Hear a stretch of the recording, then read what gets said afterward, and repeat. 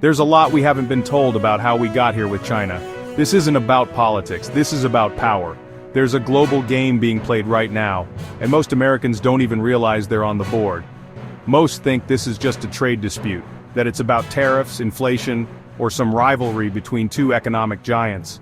But it's not. This is psychological warfare, economic warfare, and it's been happening in plain sight. Let's talk about the CCP, the Chinese Communist Party.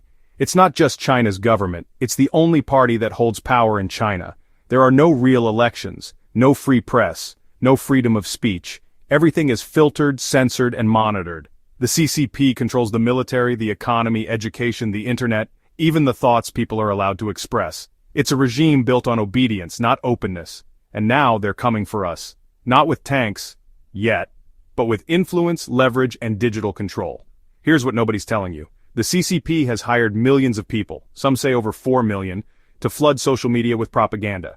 Paid influencers, bots, comment armies, on TikTok, on YouTube, on Facebook, on everything. They don't just argue, they distract. Subtle anti-US jabs, pro-China narratives, they flood the feed, suppress the truth, and glorify our enemy. Now that you're aware, you will be able to spot them in the comments. And TikTok? It's banned in China. Their own people can't use it, but we're being served video after video telling us to skip American brands, buy direct from Chinese factories, and normalize dependency. Now here's where it gets even more manipulative. Some of those viral videos are real factory workers, Chinese citizens, speaking up about how they were only ever paid scraps while Western brands profited. They're not wrong.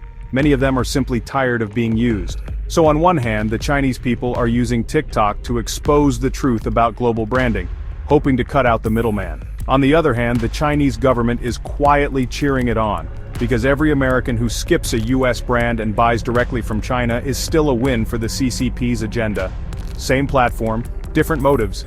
And yes, TikTok is technically banned in China, but some citizens still use it, either illegally through VPNs or because they've been quietly approved to push a message. Using a VPN to access TikTok in China can result in fines, monitoring, or even detainment. But if the content supports the CCP's long game, it gets the green light. If you see a Chinese creator with hundreds of thousands of views pushing Chinese junk for cheap, it's not always organic. Sometimes it's strategy. And it's not just about sales, it's about shaping minds. These aren't just product pitches, they're packaged propaganda. The CCP slips their narrative into every scroll, pushing anti-American sentiment and pro-communist ideals disguised as shopping deals. They're not just selling cheap junk, they're selling a story. One where China is the hero, America is the villain, and the rest of the world is better off without us. They are conditioning people around the world to hate America. They're not just targeting our wallets, they trained our kids to shop straight from China without thinking twice. This is how they're brainwashing the West. Slowly, subtly, relentlessly. TikTok isn't just a distraction, it's a delivery system for influence. And we're swallowing it one scroll at a time. That's not just a marketing tactic, that's a soft war. And we haven't even talked about the privacy concerns yet. Yeah, tune in to part 2 for that fun fact. But for now, let's back up. For decades, we thought we were trading with China. What we were really doing was handing over leverage. Remember the North American Free Trade Act? I had no idea what it really meant for America until recently.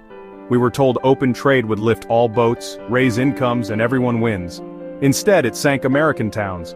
Jobs left, manufacturing collapsed, and corporations smiled while middle America bled.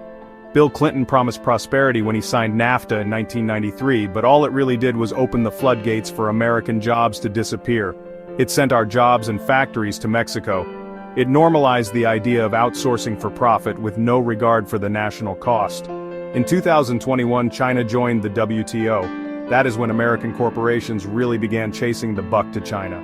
Labor in China was even cheaper than Mexico. With an evil, strategic grin, China offered incentives, cheap land, low taxes, and loose regulations. With one drawback, but the rest was too good to pass up. Like a kid who knows better than to take candy from strangers, our corporations were licking cheap lollipops while the white van drove America farther from her independence. We didn't just outsource our jobs, we offloaded our independence. And while we were distracted with cheap prices, mainly because we are too broke to afford anything else now, China was copying everything. They didn't just make our products, they reverse-engineered them. And here's how it happened. American companies rushed to set up shop in China. The Chinese government said, Sure, but hand over your blueprints first, and guess what? Our company said yes. We handed over technology and trade secrets that took decades to develop, all to save a few bucks in labor. And China didn't wait. They duplicated it in a weekend and started selling it back to the world. Cheaper, faster, and without paying a cent in research and development. Military tech, aerospace designs, energy systems, infrastructure software, we gave them the keys. They didn't have to steal anything, we offered it, and they copied it, efficiently, ruthlessly. This isn't theory, it's documented, it's real, it's infuriating, and it's still happening. Now let's talk about the Fed. The Federal Reserve is not a government agency. It's a central bank created to control the money supply, interest rates, and inflation. It was created by Congress in 1913, but not part of the government the way most people think. It's an independent central bank system, run by unelected officials, and it operates without direct voter accountability. 12 regional banks, technically owned by member banks, help control the flow of money in the United States. That means decisions about interest rates, inflation, and the value of your dollar are being made by people you didn't elect and can't replace. It prints the money, it sets the rules. And for the last 2 decades, it's been fueling inflation while we pretend everything is fine. That's not a conspiracy, that's the system. More dollars chasing fewer goods, that's inflation. And while our dollar weakens, we continue importing cheap foreign products, many of them from China, so we print, we borrow, we spend, and we tell ourselves it's normal. Meanwhile, China builds influence while we bury ourselves in debt. We're supposed to be the superpower, but we've been playing checkers while China played chess, so now here we are, a country that used to build the best, now shops for the cheapest, a country that once feared no one, now subsidizes our rivals, a country divided by labels while the real enemy grows stronger. Let me be crystal clear, this isn't red versus blue, this is red, white, and you. Your party affiliation means nothing if your policies empower China and disempower America. If we're not careful, we'll all be Chinese citizens living on American soil, under the digital influence and economic grip of the CCP. That's their endgame, not just dominance but control, global control, not to lessen the seriousness of the matter, but today's house cats could be tomorrow's chicken, if China has anything to say about it. In part 2, we will talk about what China is doing right now to pressure our economy, push propaganda, manipulate markets, and weaponize supply chains. Everyone says China doesn't care, they've been silent. They've been anything but. Stick around, this is just the start. Have your kids watch this and stop ordering cheap shit from China. Remember, united we stand, divided we fall.